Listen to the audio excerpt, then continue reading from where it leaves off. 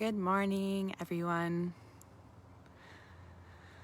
I'm sitting in my hammock right now outside, and I was actually about to start my morning meditation practice a little bit late today. I was feeling a little bit tired, so I needed to give myself some more time and space to move at the exact pace that felt good for me. And then I had this impulse. I'm like, someone needs to hear this message. Something's wanting to come through. So I hopped on, this morning to connect with you and bring through some present moment truths that are coming through for me in this moment. And I'm going to take a moment to drop in with myself and my body and what's rising in my present moment experience in this moment.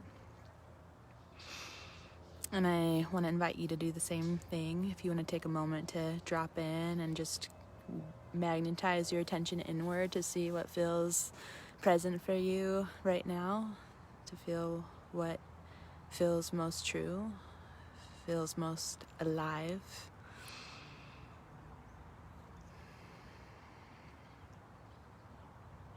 So I'm noticing that as I take a moment to tune into myself, I have some activation in my trunk.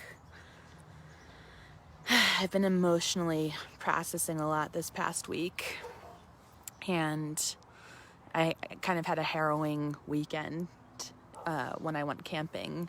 I had a bear encounter that made me feel very much like predator, and prey, that kind of dichotomy between predator and prey, and invoked a deeper state of vulnerability for me. So I've been kind of sitting with that, what it feels like when you're in a very deep space of uncertainty and you don't know what's going to happen. And, the inclination is to kind of move from a nervous system activated response, right? We go into fight or flight when we're feeling like overwhelmed or when we feel like our life is, being threatened. And, it's interesting because I haven't been in a situation where I felt like my life is actually, was being threatened.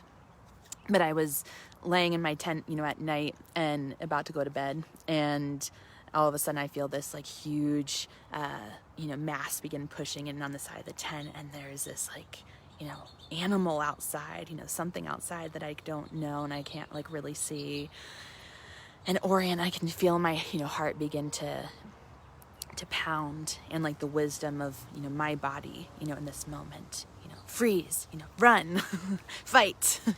We often have these impulses that automatically arise because our body has this incredible amount of intelligence and wisdom that's always available, to us in every moment. And we have this specific map to know exactly how to respond no matter what situation we find ourselves in. So I knew that I had, in that moment, to, be quiet so that I could assess, the situation. And then, from a space of feeling, centered, as much as I could in this like fight or flight response, then I could know how to move and respond. And, I think there's, something to be said of, we have these kind of conditioned responses and programs that are based, upon our past history and the traumas that we've been through. And, something that feels, present, for me is that, and it has been feeling present for me lately, is that I have this kind of map. I have a kind of a map and a, specific trajectory and way that my, body and being are used to orienting around specific, situations, and that, I have, and we, individually each have ways that we're conditioned to respond, depending on the situation, depending on whether like we're about to get eaten by or attacked by a wild animal, or we have an intense emotion that's, coming up, that's triggering a, past response, and we're finding ourselves in the midst of a hijack. And, what happens when we get hijacked? The hijack is happening in the first place because there's a higher intelligence or like a deeper wisdom that's present to us in that moment of time, that's trying to tell us there's something that needs attention here. Usually when we get hijacked, there's something within us that needs attention. There's like an emotion that we haven't fully processed yet, or there's like a physical pain in our body that's coming up, and the pain's there so that we can actually allow our I think I just lost connection for a second, but yeah, it's, when there's so much collective, chaos, I think that this is the invitation, how do we continue to like sink our roots deeply into the earth, find our own sense of inner foundation, internal foundation, so that we can find that, deep embodied quality of rooted expanse. And this kind of practice of the art of embodied listening, of really slowing down and allowing the intuitive body to come more online, has been a very powerful practice for me as of late. And that practice is like really just giving as much, space and, time as possible to bring a greater sense of mindful awareness online, so that I'm like really present to the kind of currents and like moment to moment, subtle shifts that are happening. But I'm able to not only track and hold those with my awareness, but also hold my sense of ground at the same time. And I'm able to track and hold all the different dimensions of my experience and awareness because I have a deeply rooted and anchored sense of ground at the same time. And I felt inspired to kind of come on this morning because I was noticing I tend to process things very physically, my emotions, energy. I've always been like a very sensitive individual, sensitive to my external environment, sensitive to other people's energies and emotions, and I tend to process things very viscerally through my body. So if I'm feeling a lot, my stomach will start to hurt, right? And our stomach is our second brain. We have this extraordinary gut-brain connection, and when our body is, telling, us something, or that we're experiencing a certain degree of physical pain, that there's usually an indication that we need to kind of slow down and listen to the, deeper voice that's there, the kind of deeper wisdom that's there. And, I know at least my kind of human conditioned response is to run away from pain or to avoid the pain that's there, or maybe even to, shame. I'm like, why am I in pain? I shouldn't be in pain. Criticizing myself for being in pain, or just not wanting to be with that aspect or part of my experience. And the listening, this kind of art of embodied listening, can feel vulnerable because it requires us to actually slow down to be in deeper presence and be in deeper awareness and be in deeper intimacy with our experience and ourselves on all levels. And in that intimacy, we begin to kind of see things that we may not want to see. We begin to see things and feel things that may not have been fully processed. But as we kind of continue to kind of tend to those places, and in our ability to kind of stay present with them, our capacity to be with them actually expands over time. And then we find that we actually have the tools to kind of move through emotional or energetic intensity or anything that we might be holding with a lot more skill and grace and ease over time. It's just when you're first starting the practice, it feels kind of uncomfortable because these are usually places that we haven't actually looked at or we felt an avoidance of before.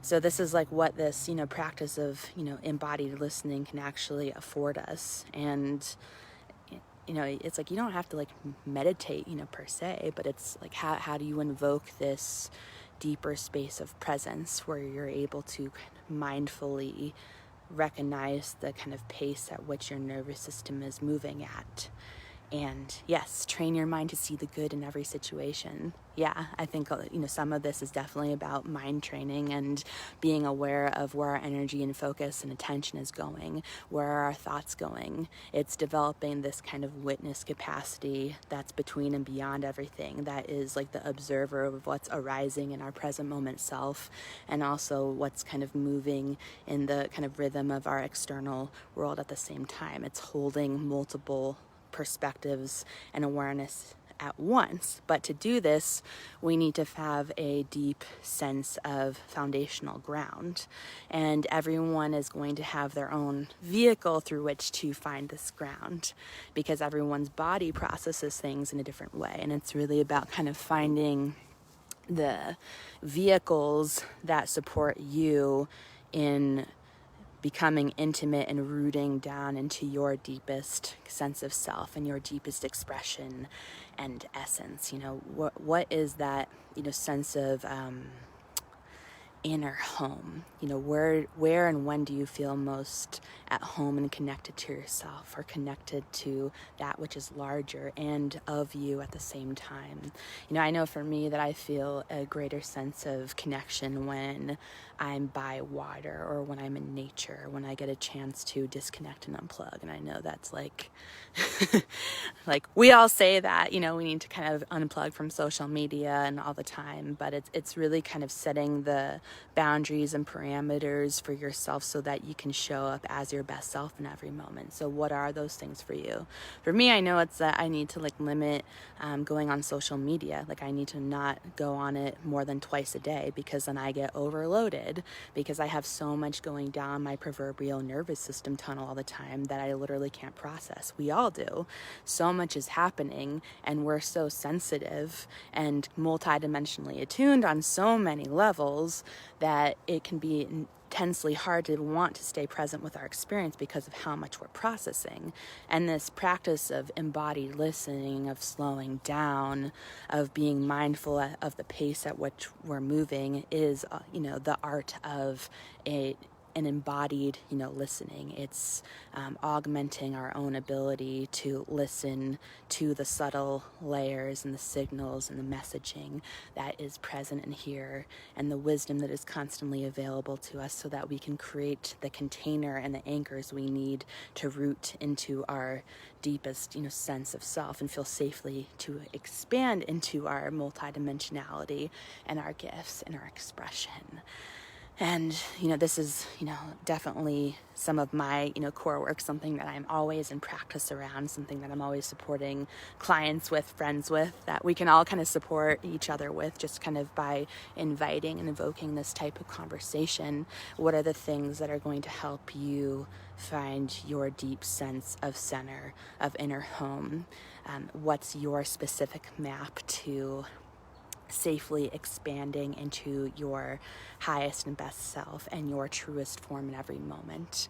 Because the more rooted and anchored we feel, the more safe we feel to show up as our authentic selves, to be a clear conduit for the truth and the creativity and the wisdom that's willing to be expressed through us in every moment.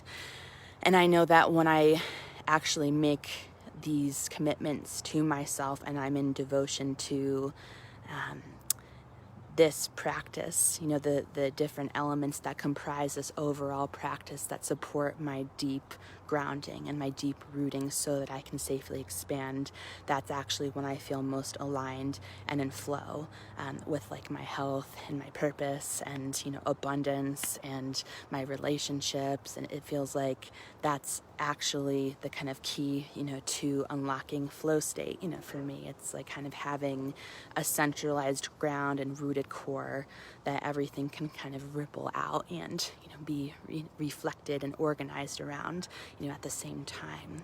So it's kind of finding our own map and attuning to our own sense of organizational and infrastructure and ecosystems, so that we can be functioning at our highest and most optimal, highest and best in our most optimal sense of well-being at the same time.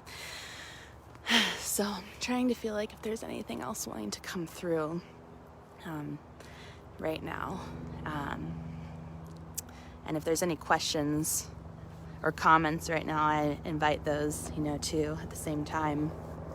If you have any questions or comments, or I can kind of see them pop up. I'm going to be running another workshop soon where we're going to be focusing on these elements in the next couple of weeks. So I'll be posting details about that soon. And something that could be powerful that I'd like to kind of leave you with is this, sense of outlining the things, like even writing out the things that help you feel anchored, because there's something about like written expression that can be really powerful. I sometimes give this to my clients as an assignment to kind of write out a self-care inventory of all the kind of things that actually help you to feel more connected to yourself, more rooted, more grounded, because obviously we know them on a certain sense, but there's something that can be really powerful about seeing them written out or on the fridge, and then picking one or two of those things to do every day that you actually feel most called and aligned for, and aligned to, and then picking them off, the list. You put it in a place that you can see it on your fridge, and see what it's like to just orient around prioritizing your deepest needs, and what it's like to actually show up in honoring of yourself, even if it's only two things or one thing a day that you do for yourself in that regard. And through that, there's a level of kind of consistency and energetic flow that begins to arise from that place when we begin to focus our energy, attention, awareness on this consistent practice of devotion to showing up for ourselves.